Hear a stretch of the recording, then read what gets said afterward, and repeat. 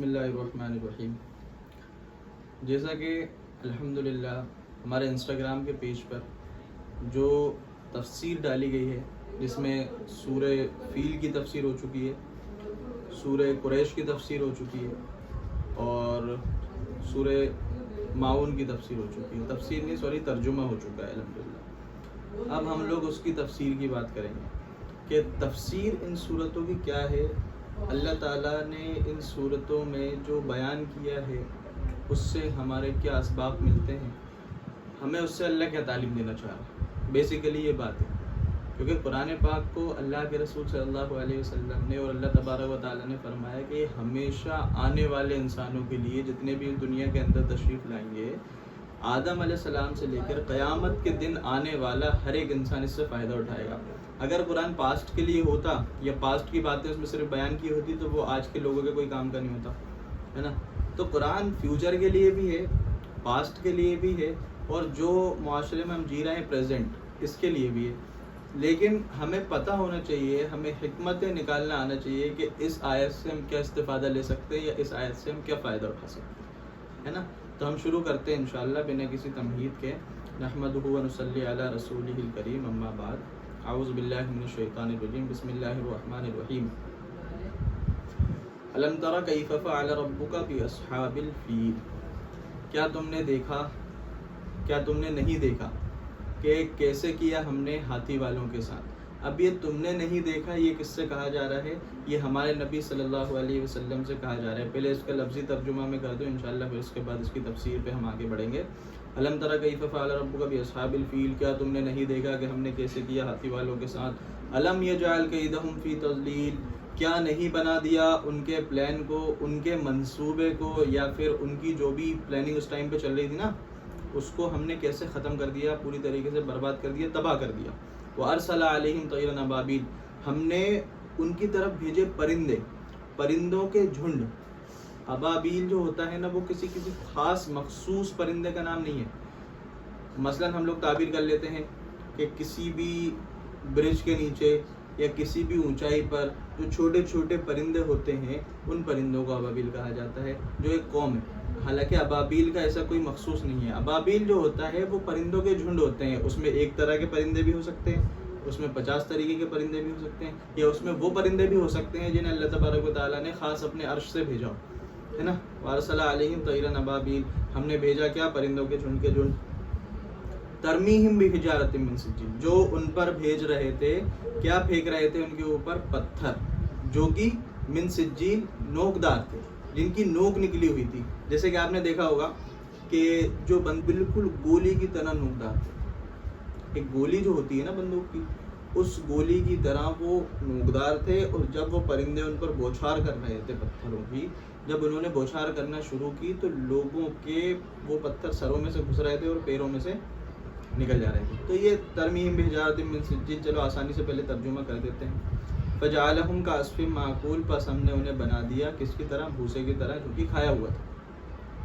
کھائے ہوئے بھوسے سے مراد یہ ہے کہ جب بھی ہم دیکھتے ہیں کوئی بھی گھاس ہوتی ہے، جیسے گائے یا بکریاں یا کوئی بھی چوپائے جانور جب اس کو کھاتے ہیں، تو جب وہ کھایا ہوا نہیں ہوتا ہے تو اس کی صورت ایسی ہوتی ہے کہ جیسے مان لو کہ وہ گھاس ہی ہے نا، گھاس ہے، لیکن اس کی شکل صورت میں اتنا زیادہ بدلاؤ نہیں ہوتا ہے، وہ پڑا زمین پر ہی رہے گا، مان لو کہ وہ گندا بھی رہے گا، لیکن اس کی ایک شکل ہوتی ہے کہ وہ ابھی اس کے الگ الگ تنکے سمجھ میں آ رہے ہیں، ہے نا۔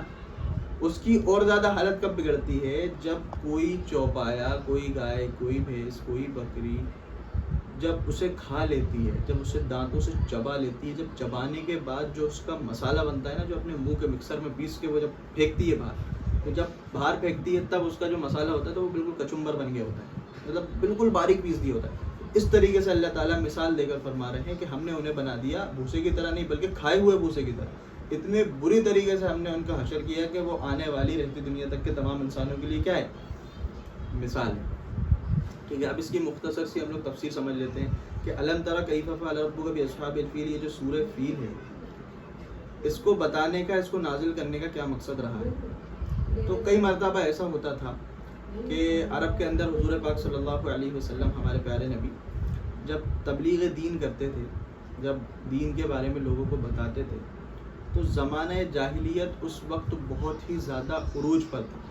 یہ ایک الگ ٹاپک ہے کہ اس زمانے میں کیا عروج پر تھا اور کیسے ہمارے نبی صلی اللہ علیہ وسلم ہی کو کیوں بھیجا گیا ایسی قوم کے اوپر. تو یہ ایک الگ بحث کا مدعا ہے. باقی اتنا سمجھ لیجیے کہ جب آپ دعوت دیتے تھے تو جب دعوت دینے کے بعد یہ سمجھ لیجیے کہ آپ 100% میں سے 1 یا 2% لوگ آپ کی بات کو سنتے تھے اور آپ کی بات کو قبول کرتے تھے. اس میں سے آدھا % لوگ ہیں جو آپ کی بات کو قبول کرتے تھے. تو کئی بار کیسا ہوتا تھا کہ حضور پاک صلی اللہ علیہ وسلم اپنے آپ میں کبھی کبھی تھوڑا سا ڈی موٹیویٹ فیل کرنے لگتے تھے. کبھی کبھی ایسا سوچنے لگتے تھے کہ اللہ اگر یہ مجھے ایسے نقصان پہنچاتے رہے تو کبھی ایسا نہ ہو کہ کبھی کسی طریقے سے یہ زیادہ نقصان پہنچاتے جس سے تبلیغ میں یا کسی طریقے کی جو میں ایکٹیویٹی کرتا ہوں سمجھاتا ہوں تیری طرف بلاتا ہوں اس میں کوئی دقت آ جائے.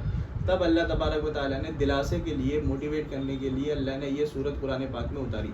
اب یہ صورت کا پیچھے کا جو واقعہ ہے وہ کیا ہے وہ سمجھ لیتے ہیں. تو ایک ابرہہ نام کا بادشاہ تھا جو کہ ملک شام کا بادشاہ تھا.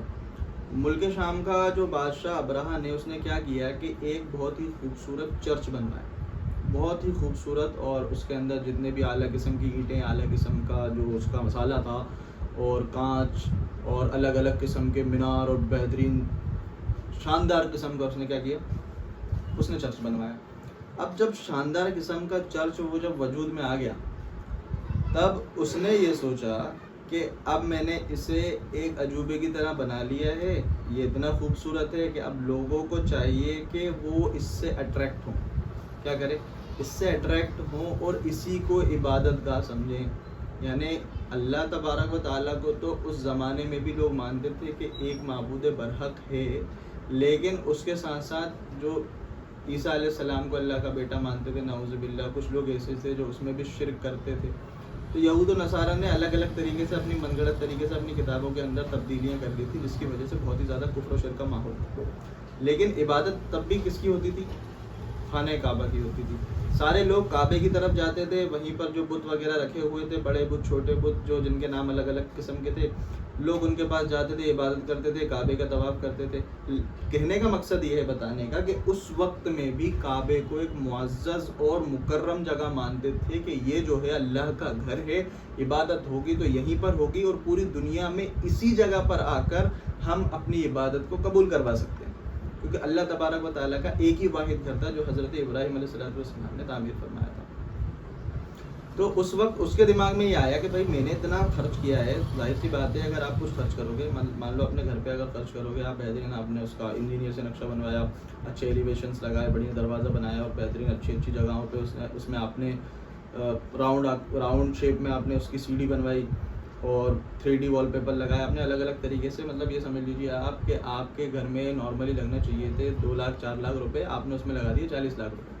تو ظاہر سی بات ہے جب آپ کی جیب سے پیسہ گیا اور آپ نے اس چیز کو بہت ہی زیادہ دل اور دماغ سے بنایا, تو آپ چاہیں نہ چاہیں آپ کا دل یہ بات ضرور چاہے گا کہ بھائی لوگ آئیں میرے گھر میں, آ کر تعریف کر کے چلے جائیں, بس اس میں میرے دل کو سکون مل جائے گا. ہر انسان اپنے دل پہ ہاتھ رکھ کے پوچھ سکتا ہے بھائی کہ کوئی کیا کرے, میرے گھر پہ آئے تو دیکھ لے, ارے بھائی عثمان بھائی بڑا خوبصورت آپ نے یہ بنایا ہوا ہے یار, ارے چھت, ارے ماشاء اللہ ایسی چھت تو ہم نے دیکھی نہیں کبھی, ہے نا.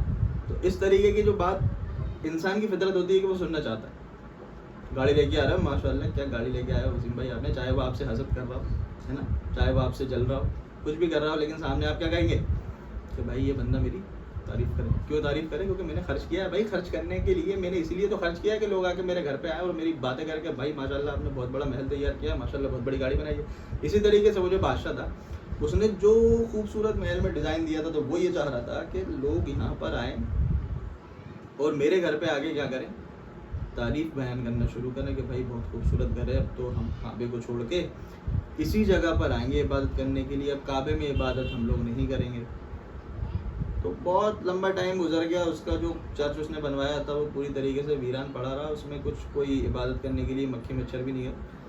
تو اس نے یہ ڈیسائیڈ کیا, اس نے اپنے وزیروں کو بلایا کہ بھائی یہ کیا ماجرا ہے. تو لوگوں نے بتایا کہ خانہ کعبہ ہے عرب کے اندر, اس کے اوپر سب جاتے ہیں, مطلب اس جگہ پر سبھی لوگ عبادت کرنے کی غرض سے جاتے ہیں, ساری دنیا کے لوگ جاتے ہیں. تو اس نے کہا اچھا, تو کہا اس کا کیا توڑ نکالا جائے, کیسا ایسا پلان بنایا جائے جس کی وجہ سے کیا ہو, لوگ یہاں آنا شروع ہو, خانہ کعبہ کو چھوڑ دیں. اس نے کہا اس کا ایک ہی راستہ ہے, کا کیا راستہ ہے. تو اس کے وزیروں نے اسے بتایا کہ ایسا کرتے ہیں ہم خانہ کعبہ کو ختم کر دیتے ہیں, اس کو ڈھا دیتے ہیں, توڑ دیتے ہیں, جس کی وجہ سے جب وہاں عبادت گاہ ہی نہیں رہے گی تو پھر کہاں سے لوگ آئیں گے, تو نہ رہے گا بانس نہ بجے گی بانسری. اس نے کہا ہاں یہ پلان تو تمہارا اچھا ہے. تو اس نے کیا کہا کہ ایک لشکر کو تیار کرو, ایک بہت بڑا لشکر تیار کرو جس میں بڑے بڑے ہاتھی ہونے چاہیے. کیا ہونا چاہیے؟ بڑے بڑے ہاتھی ہونے چاہیے. معذرت چاہتا